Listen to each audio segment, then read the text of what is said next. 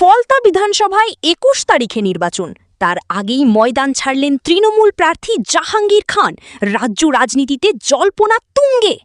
মুখ খুললেন আইএসএফ বিধায়ক নওশাদ সিদ্দিকী। ঠিক কি বললেন আপনাদেরকে শোনাবো।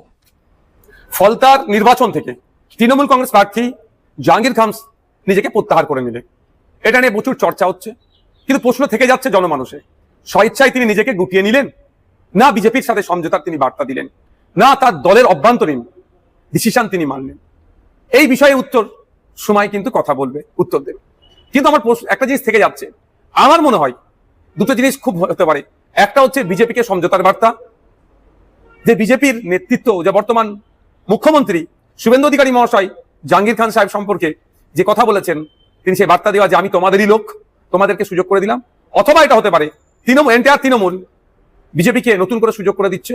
অথবা এটাও হতে পারে যে তৃণমূল কংগ্রেস দেখছে যে এই নির্বাচনে ফলতা থেকে 1, 2, 3 কোনো মতেই আসতে পারবে না, 4 বা 5-এ থাকবে।